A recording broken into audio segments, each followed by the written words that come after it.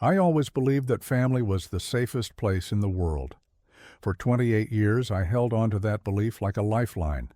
I worked 4 years straight, saving every dollar I could just to buy my first car with my own money. A 2019 Ford Mustang, black as midnight, my proudest achievement. My brother Kyle was always the favorite, the golden child who could do no wrong. I never imagined my own parents would try to send me to prison to protect him. Before we dive into this story, let me know in the comments where you are watching from today. If you believe in standing up for yourself, hit that like button and subscribe to the channel. Sometimes the most dangerous people in your life share your last name. Let me tell you how I learned that lesson the hard way. Growing up in the suburbs of Columbus, Ohio, I learned early on that love in our family was not distributed equally. My father, Richard, worked as a warehouse manager, putting in long hours, but always finding energy to praise my older brother, Kyle. My mother, Sandra, stayed home cooking meals and keeping the house clean, but her warmth seemed reserved for her firstborn son. Kyle was 4 years older than me, and from the moment I could remember, he was treated like royalty, while I was treated like an afterthought. When Kyle turned 18, our parents bought him a brand new pickup truck. They threw a party, invited all the relatives, and made speeches about how proud they were of their son. When I turned 18, I got a card with $50 inside and a reminder that I needed to start paying rent if I wanted to keep living at home.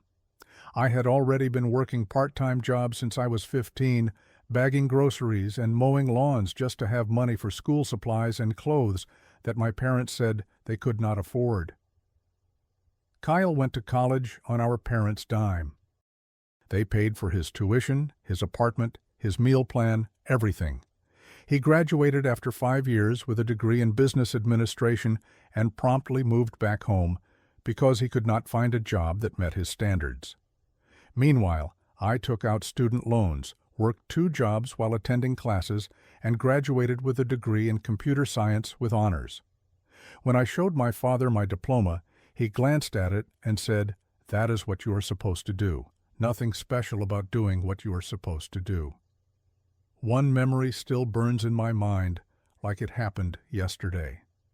When I was 16, I saved money for 6 months working at a fast food restaurant. Every shift, every greasy burger, every rude customer, I endured it all because I had a goal. I wanted to buy a laptop for school. My old computer had died, and I needed something reliable for my assignments. Finally, I saved enough and bought a refurbished laptop for $300. It was not fancy, but it was mine. 2 weeks later, the laptop disappeared from my room. I searched everywhere, panicked and confused. Then I found out Kyle had taken it and sold it to one of his friends for $200 because he needed money to take his girlfriend out for their anniversary. When I confronted him, he laughed. When I told my parents, my father said, "Your brother needed the money more than you needed that computer. You are young, you can earn it back." My mother just looked away, unable to meet my eyes. That was the day I realized I was on my own. Despite everything, I built a life for myself. After college, I landed a job as a software engineer at a tech company in Columbus. My starting salary was $72,000 a year, more money than I ever thought I would make. I rented a small 1-bedroom apartment, nothing fancy but clean and quiet. I paid my student loans on time every month. I saved money religiously. And after 4 years of discipline and sacrifice, I achieved my dream. I bought a 2019 Ford Mustang in jet black. I paid $38,000 in cash, no financing, no debt. The day I drove it off the lot, I sat in the parking lot for 10 minutes, just holding the steering wheel. This car represented everything I had worked for, every sacrifice, every night I stayed in, instead of going out every extra shift I picked up. I washed it every weekend, changed the oil exactly when the manual recommended, and never let anyone else drive it. This car was not just transportation. It was proof that I could succeed without my family's help. Even after everything, I still visited my parents once a month. I brought gifts, helped with chores around the house, tried to maintain some connection. Kyle was 32 years old by then and still living with our parents. He had been unemployed for 2 years, claiming he was waiting for the right opportunity. Our parents still gave him spending money every month. They paid his cell phone bill, bought his groceries, and made excuses for his failures.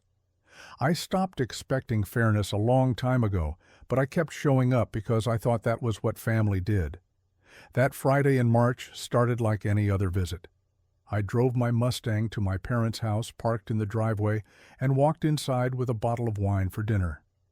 We sat around the table eating my mother's pot roast, making small talk about the weather and local news. Everything seemed normal until Kyle's eyes landed on my car keys sitting on the counter. "Nice car out there," Kyle said, his voice carrying that familiar tone of entitlement. "Let me borrow it this weekend. I have got plans with some friends." I shook my head politely. "Sorry, Kyle. I do not let anyone drive my car. The insurance only covers me, and I just got it detailed." Kyle's face darkened. "Come on, man. It is just for one night. What is the big deal?" "The big deal is, it is my car, and I said no."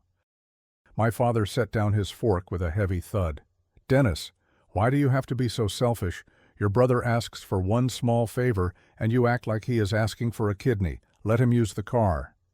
My mother chimed in, her voice soft but pointed. "Sweetie, you should learn to share with your brother. Family helps family." I looked around the table at these people who were supposed to love me unconditionally. I worked 4 years to buy this car. Kyle has never worked for anything in his life. The answer is no. Kyle pushed back from the table and stormed off to his room. My parents glared at me like I had committed some unforgivable sin. The rest of dinner was eaten in tense silence. I hung my jacket on the hook by the front door, my car keys still in the pocket, and went to my old bedroom to sleep off the awkwardness. When I woke up the next morning, I looked out the window and felt my heart stop. The driveway was empty. My Mustang was gone. I ran downstairs in a panic, still wearing my pajamas. "Someone stole my car," I shouted. My father was sitting at the kitchen table drinking coffee, completely calm. "I am sure it will turn up," he said, without looking at me. My mother stood at the stove, making eggs. "Do not overreact, Dennis. Maybe you parked it somewhere else and forgot." "I parked it in the driveway. I watched it from my window last night before I went to sleep." I checked my jacket pocket. My keys were gone too. That was when I noticed Kyle was not home. His bedroom door was open, his bed made. A cold realization crept through my veins. I pulled out my phone and checked the Find My app that was still connected to my car's Bluetooth. The last location pinged at a bar called Rusty's Tavern, 20 miles away. The signal went dead there around 2:30 in the morning. I showed my parents the screen. "Kyle took my car. Look, this is the last location." My father finally looked up.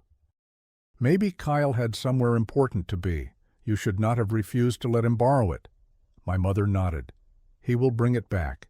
Just give him time." I could not believe what I was hearing. My car had been stolen by my own brother, and my parents were acting like it was my fault for not handing over the keys willingly.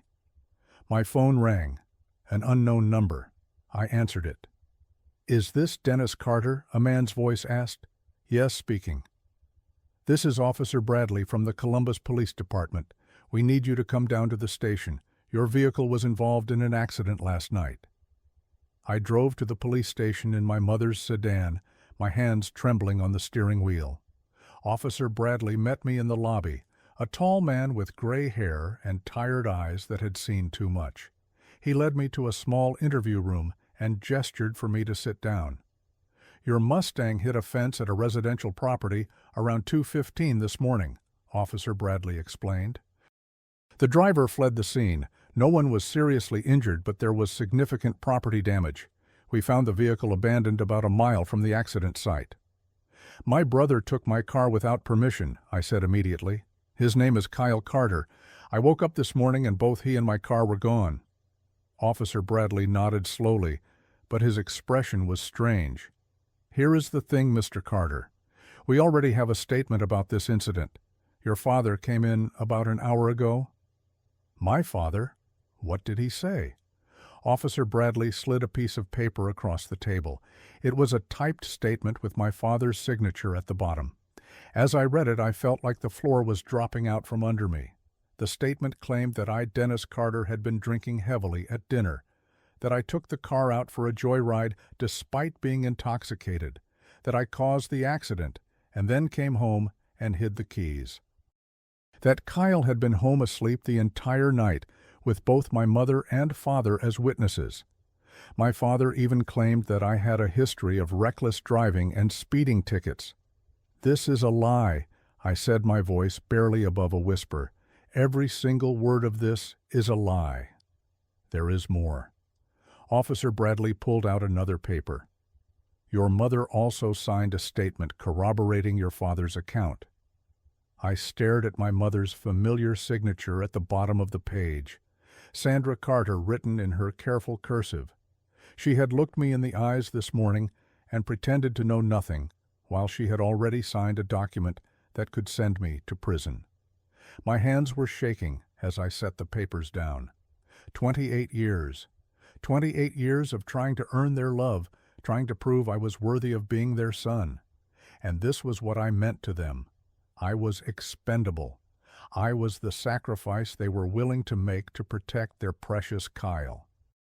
"I want to make my own statement," I said. "Everything they told you is false, and I can prove it." I gave Officer Bradley my account of the evening.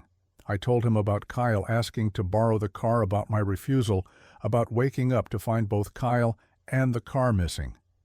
Officer Bradley listened carefully, taking notes, but I could see the doubt in his eyes.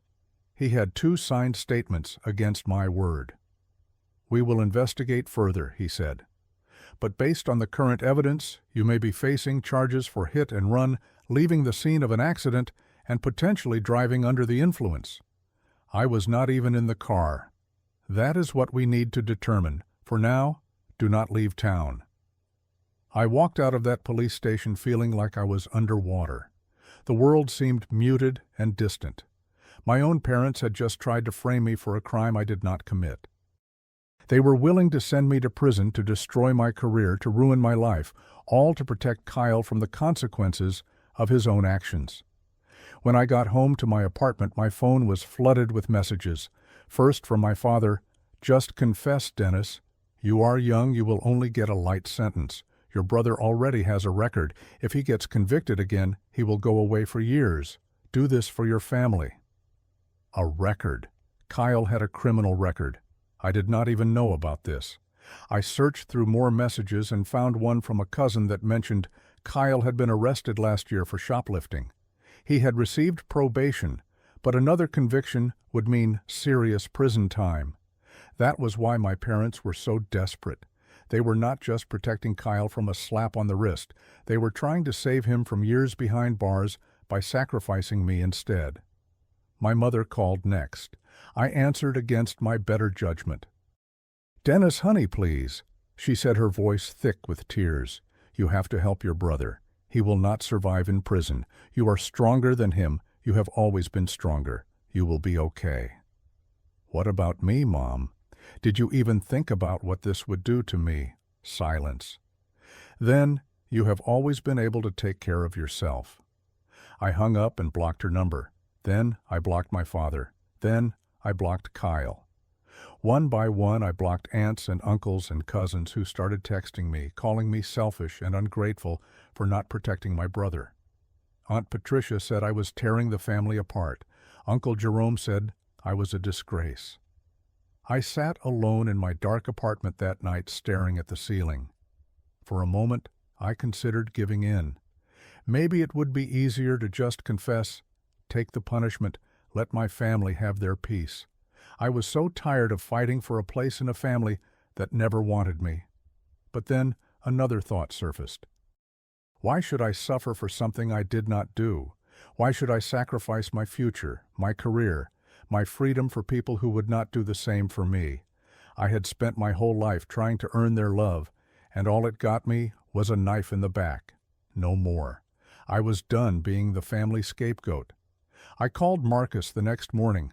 Marcus and I met in college, bonded over late-night study sessions and cheap pizza. He went on to become a lawyer while I went into tech, but we stayed close. He was the closest thing I had to a real brother. They did what Marcus practically shouted through the phone after I explained everything. "Dennis, that is perjury. Filing a false police report obstructing justice. They could go to prison for this." "I know, but it is my word against theirs. 2 signed statements, and Kyle is probably backing up their story too."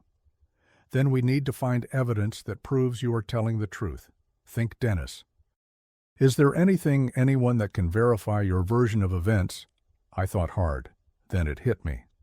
"Linda, the neighbor across the street from my parents. She has security cameras all over her property. She is paranoid about package thieves." "Go talk to her. Today. See if her cameras caught anything." I drove to my parents' neighborhood, careful to park down the street so they would not see me. I knocked on Linda's door, and thankfully she remembered me from when I was a teenager, mowing her lawn for extra cash. "I need a huge favor," I said. "Can you check your security footage from Friday night into Saturday morning?" Linda looked confused, but agreed. We went inside, and she pulled up the footage on her computer. There it was, clear as day. The timestamp read 2:22 a.m. The camera had a perfect view of my parents' driveway, and walking out of the house, getting into my Mustang and driving away, was unmistakably Kyle. His face was clearly visible under the streetlight. He was alone in the car. "Can I get a copy of this?" I asked, my heart pounding. Linda burned the footage onto a flash drive for me. I thanked her about a dozen times before leaving. Next, I remembered something else. On Friday evening before dinner, I had dropped my car off at Patterson's auto shop to get the brakes inspected. Mr. Patterson was a family friend who had been servicing my cars since I got my first beater at 17. I drove over to his shop. "Dennis, good to see you, son. That Mustang is running smooth, I hope." "Mr. Patterson, I need a favor. Can you give me a copy of the receipt from Friday, the one showing when I dropped off and picked up my car?" He found it in his records. The receipt showed I dropped the car off at 6:15 p.m. and picked it up at 9:05 p.m. on Friday. After 9 p.m., I drove straight to my parents' house and parked in the driveway. I never left again that night. There was no way I could have been driving at 2 in the morning if the car had been sitting in the driveway since 9. Finally, Marcus helped me track down information about Rusty's Tavern, the bar where my car's last location had pinged. The bar had security cameras, too. Marcus contacted them, explaining the legal situation, and they agreed to share the footage with police. The footage showed Kyle walking into the bar at 11:18 p.m., Friday night. He sat at the bar drinking beer after beer, shot after shot. By 1:30 a.m., he was visibly intoxicated, stumbling off his stool. At 1:47 a.m., he left the bar, walked to the parking lot, and got into my black Mustang. The license plate was clearly visible in the frame. We had everything we needed. Marcus and I went back to the police station and asked to speak with Officer Bradley. We presented all the evidence, the neighbor's security footage showing Kyle leaving in my car, the auto shop receipt proving I was not driving that night, and the bar footage showing Kyle drinking heavily before getting behind the wheel. Officer Bradley watched each video carefully. When he finished, he leaned back in his chair and rubbed his temples. "Your father and mother filed false statements," he said. "That is a serious crime." "What happens now?" I asked. "Now we arrest the people who actually committed the crimes." Later that day, I watched from Linda's porch as 2 police cars pulled into my parents' driveway. Officers went inside and came out with Kyle in handcuffs. He was charged with vehicle theft, hit and run, leaving the scene of an accident, and driving under the influence. Because of his prior conviction, he was looking at serious prison time. My father came out next, also in handcuffs. He was charged with filing a false police report, perjury, and obstruction of justice. His face was red with rage as the officers led him to the car. He spotted me watching from across the street. "You are dead to me," he screamed. "You are no son of mine." I said nothing. I just watched them put him in the back of the police car. My mother was questioned extensively, but not arrested. The police determined that my father had pressured her into signing the statement, and she eventually admitted the truth during interrogation. She was given a suspended sentence and community service. 2 months later, the cases went to court. I testified at both trials, simply telling the truth about what happened. Kyle was sentenced to 18 months in prison for his combined offenses. My father received 8 months for his role in trying to frame me. During Kyle's sentencing, he looked at me with pure hatred. "We are family, Dennis. How could you do this to me?" I met his gaze steadily. "You stole my car, you caused an accident, and then you let our parents try to send me to prison for it. You did this to yourself." My father never looked at me during his entire trial, not once. The Mustang was eventually returned to me, but it was badly damaged. The front bumper was destroyed, the headlights shattered, the frame bent. Insurance estimates put the repair costs at over $12,000. Kyle had no insurance, no job, no way to pay. I ended up covering the repairs myself. But honestly, the money did not matter anymore. What mattered was that the truth came out. The first few months after the trials were the hardest. I expected to feel victorious, but instead, I just felt hollow. I had won technically. Justice had been served. But I had also lost my entire family in the process. I could not sleep for weeks. Not because I was angry, but because I was grieving. Grieving for the family I wished I had. Grieving for the parents who should have loved me but never really did. Grieving for the brother who should have protected me, but instead tried to destroy me. I sold my apartment in Columbus and moved to Cleveland. I needed a fresh start in a city where I would not run into relatives at the grocery store, where every street corner did not remind me of my childhood. I found a new job at a software company that paid better and treated me with respect. My new colleagues knew nothing about my past, and I liked it that way. Marcus became my lifeline during those dark months. He called me every few days, checking in, making sure I was eating and sleeping. He drove up to Cleveland on weekends to hang out, watch football, eat pizza like we did in college. He introduced me to his other friends, people who welcomed me without judgment. Slowly, I started to rebuild. I began seeing a therapist, something I never thought I would do. She helped me understand that I had spent my whole life seeking approval from people who were incapable of giving it. She taught me about boundaries, about self-worth, about the difference between the family you are born into and the family you choose. "You are not responsible for their inability to love you," she told me once. "That is a reflection of them, not you." 1 year after everything happened, I bought a small house in a quiet Cleveland neighborhood. Nothing fancy, just 3 bedrooms and a backyard where I could grill on summer evenings.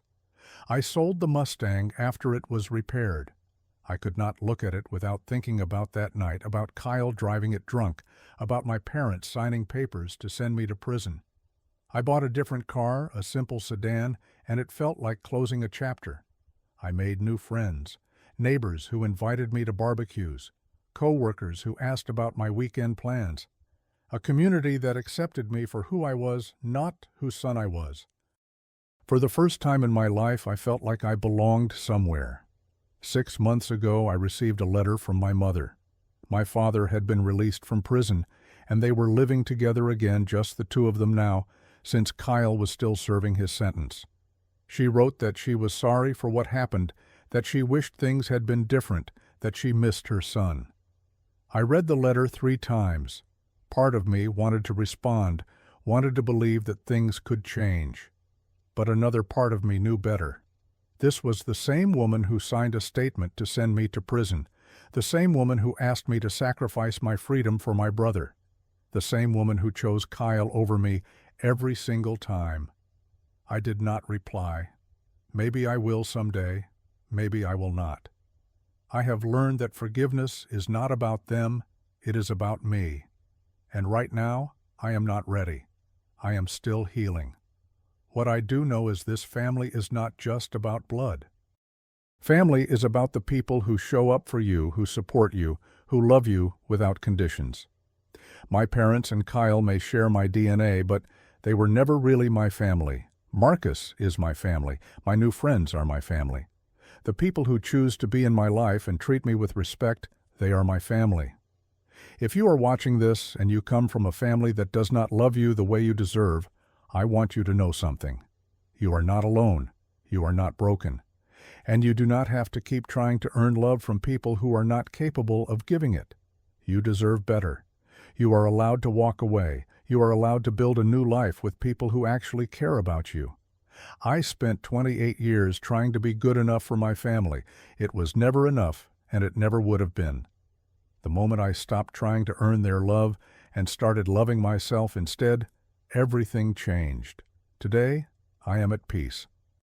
Not because my family came around or apologized or changed, but because I finally realized that my worth was never determined by their opinion of me. I am enough just as I am. So let me ask you this. Have you ever had to stand up against the people who were supposed to have your back? How did you find the strength to choose yourself? Drop your story in the comments below. I read every single one, and I know that sharing our experiences helps us all heal together.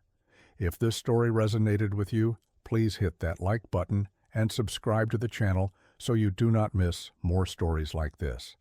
And if you know someone who is struggling with toxic family dynamics, share this video with them. Sometimes knowing you are not alone makes all the difference. Thank you for watching and for being part of this community. I wish you peace, I wish you strength, and most of all, I wish you the courage to choose yourself when the people around you will not. Take care of yourselves. You are worth it.